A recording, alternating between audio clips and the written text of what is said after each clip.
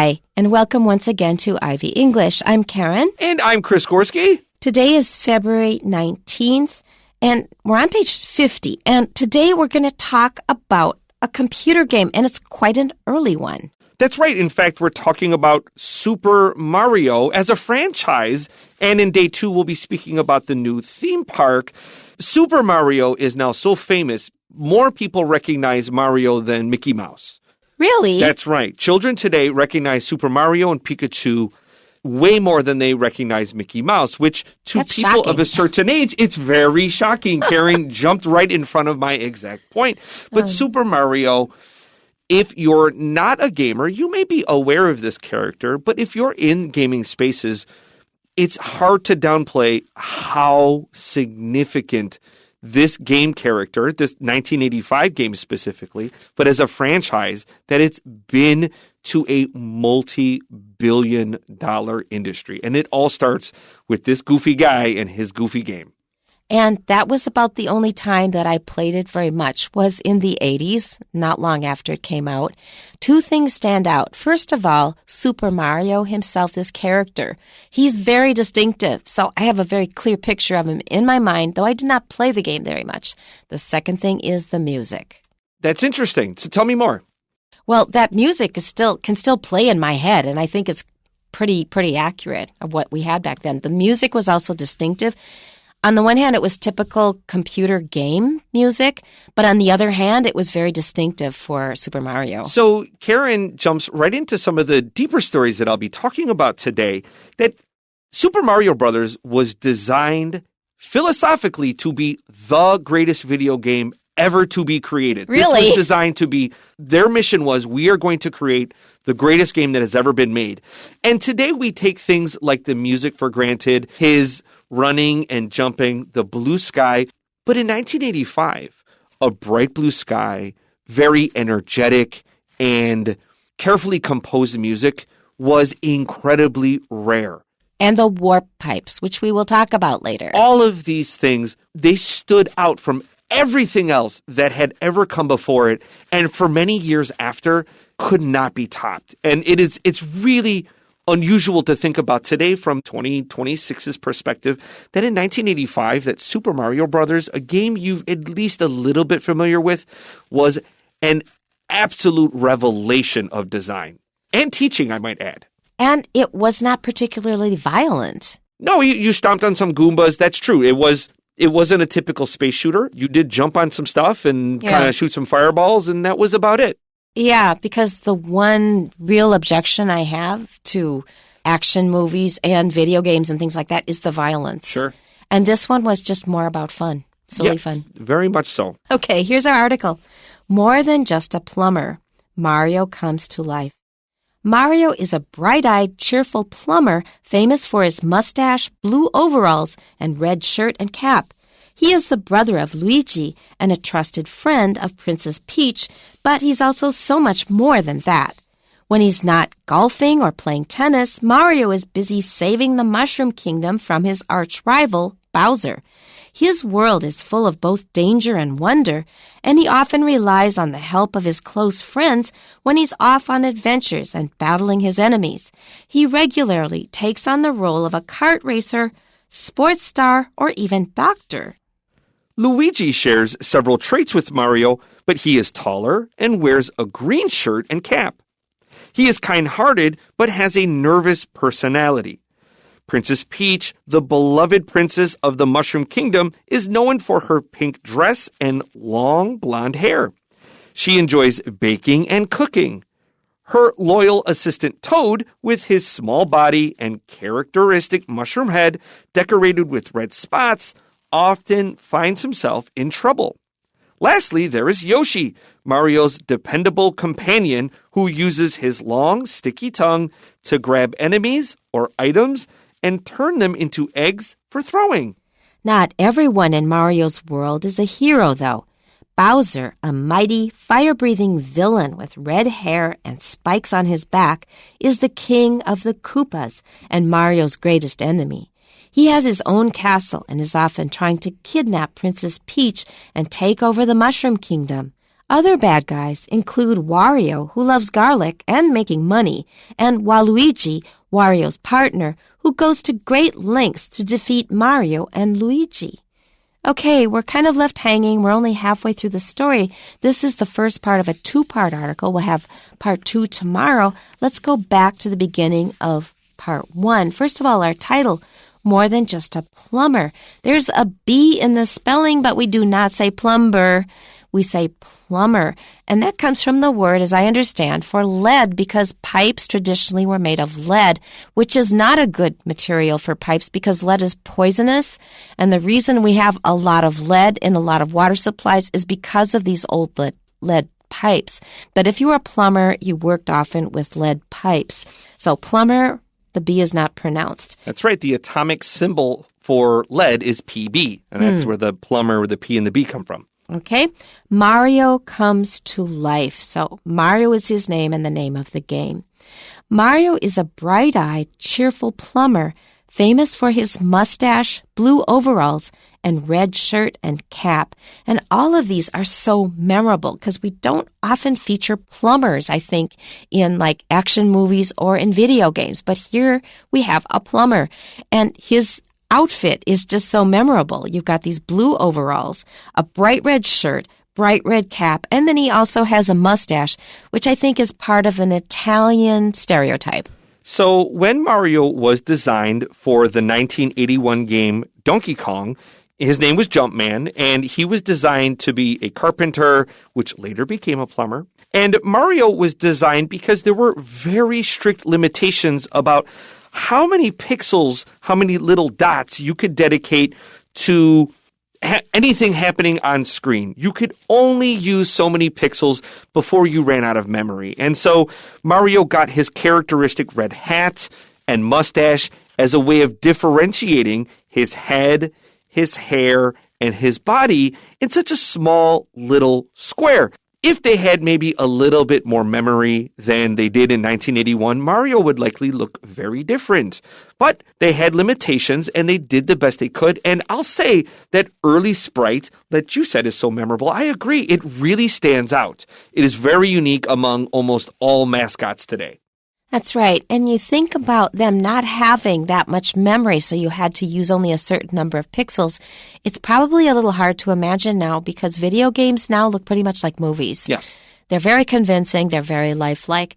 But back then, when the internet first started, we did not have graphics. All we had was text. So if you wanted to make pictures, you had to take a bunch of X's and arrange them into the image that you wanted to share with people. It was just a bunch of letters typed into an outline of something.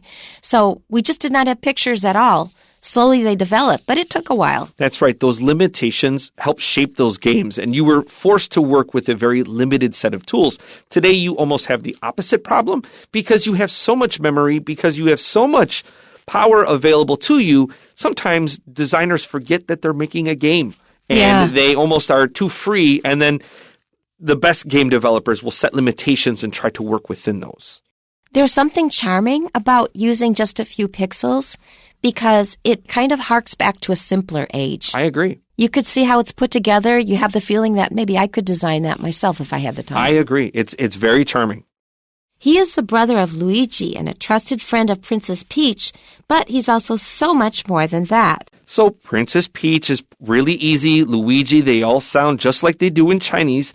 You might have heard the name Princess Toadstool. This is her name before 1996, and that's just because for whatever reason they thought Peach just didn't sound good in English. Her name was always Peach in Japanese, and that change happened over time, and kind of Nintendo decided that Peach was fine.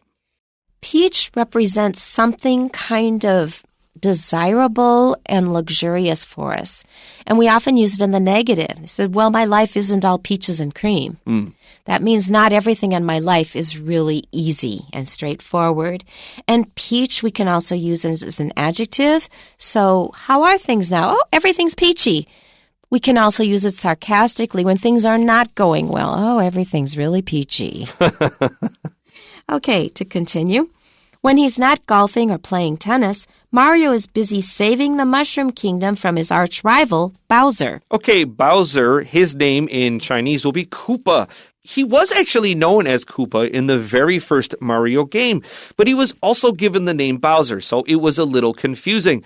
As kids, we would often call him Bowser or King Koopa, and now today in the West, he's strictly known as Bowser, King of the Koopas, and you guys all know him as Koopa because that's what he's called in Japan. An arch rival is your number one enemy. This is bigger than a person you don't like. You guys compete on everything.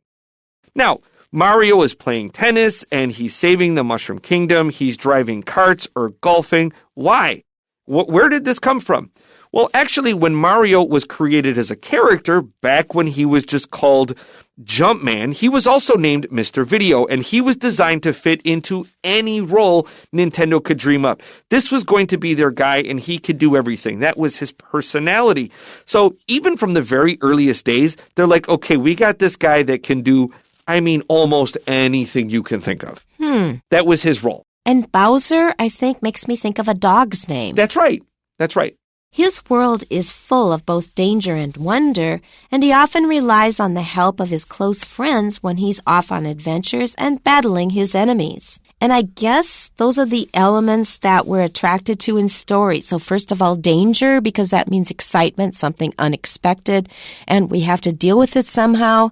And wonder, that's something that's surprising. So it's full of danger and surprising things. He regularly takes on the role of a kart racer, sports star, or even doctor.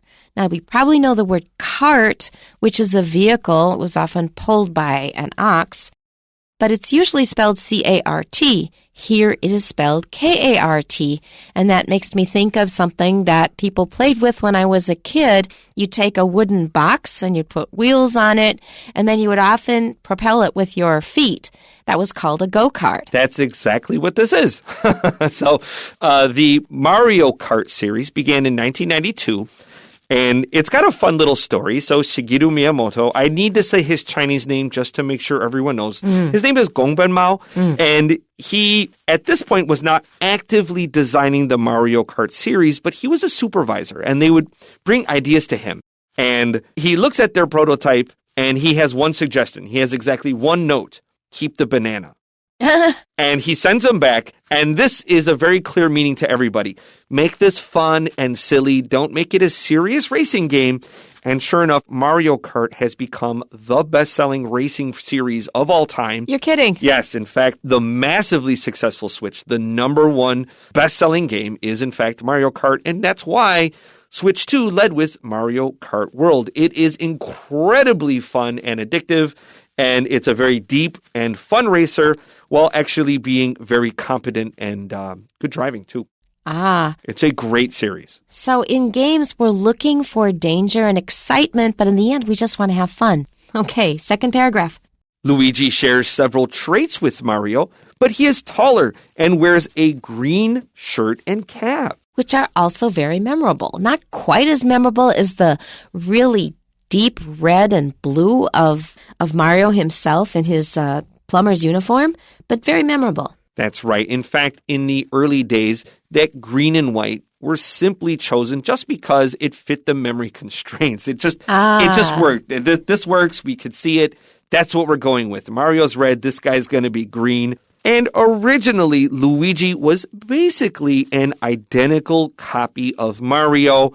Over time, when they had more memory, they had more ability to kind of separate these characters. This is where Luigi gets taller and he gets his distinctive traits compared to Mario. I think back then they only had the basic colors. Now they have so many subtle differences in colors that you can use. But back then they had just a few choices. You had 32 colors to choose from. You better choose something good. Yeah. Let's go. He is kind-hearted, but he has a nervous personality. Well, that gives him also something that he has a hook that we can remember him by. If you've got a nervous personality, you're going to be more memorable. Princess Peach, the beloved princess of the Mushroom Kingdom, is known for her pink dress and long blonde hair. Now, as I was reading this, I couldn't help thinking a lot of stereotypes about females. Yes. And there's more coming. Very much so. She is a character out of her times. This is from the early days where the hero saves the girl. And, the guys that designed these games were born in the 40s and 50s, and so they had a little bit more of a traditional view type. Princess Peach today is an active character. She is also a hero, but in the early days, she was always being rescued and loved cooking and whatever. Yeah, see, that's the thing. It was in the 80s. We hadn't really become so aware of political correctness. Yeah, okay. She enjoys baking and cooking. Yeah, that sealed it. So, wears pink, blonde hair, likes to bake and cook. Nothing wrong with any of them. But why did you pick those for your very important character in your game? Well, in the earliest game, the very first game, she does nothing except get rescued. Baking and cooking recently. is a step up. Yeah, that's right. It was 1996, she's actively baking for you. But in the second game, she was an active hero. She was, in fact, probably the most popular character. So Nintendo was willing to break conventions, but she is very much a stereotypical character of the 1980s. Now, I'm not one of those really big, enthusiastic supporters of women's rights because I just never felt discriminated against. But reading these, you realize how they very easily just kind of fit little girls into a stereotype, and they don't aspire for anything else. If they read about a lot of heroes who are women, it definitely will affect their life choices. Her loyal assistant Toad, with his small body and characteristic mushroom head decorated with red spots, often finds himself in trouble. Now, why does a toad have a mushroom head? I don't understand. So they're from the Mushroom Kingdom, where almost everybody is a mushroom person or a turtle. And Mario, Luigi, and the princess are probably the only exceptions. Although they actually, in a later game, they actually visit a world that is just like New York City. Oh. And so you have realistic humans walking around, and then you have Mario, Luigi, and the princess as like cartoon characters running around this world. And so in some ways, Nintendo's kind of like playing with the idea here. Are Mario, Luigi, and the princess actual real people? Or are they some like weird kind of alien things? Because they have a real world city with people that look like you and I, and Mario, Luigi, and the princess do not look like them. I get confused when games and cartoons mix things together like that. Well, it's a toad. Why are you mixing it with mushrooms? For me, I'm just not crazy about mixtures like that. All right, well, let's continue here. Lastly, there is Yoshi, Mario's dependable companion, who uses his long, sticky tongue to grab enemies or items and turn them into eggs for throwing. Now, that's another thing that's mixed in. So we've got toads, mushrooms, and eggs. What are they doing together? So I think Nintendo was always looking for the new innovation, the new hook. What was the new thing that we can create to further develop this guy that runs to the right and jumps on things? There's only so many iterations of that can exist until you add a new element. And in each of these games, like to me, from my historical perspective that have played all these games, I could see the evolution. Mario, Toad, Luigi, and the princess were there in the beginning. That's 1985. In 1988, Princess becomes an active character. In 1991, you have Super Mario World, and you introduce the dinosaur. And so in in 2 paragraphs here, we're introducing 7 years of information.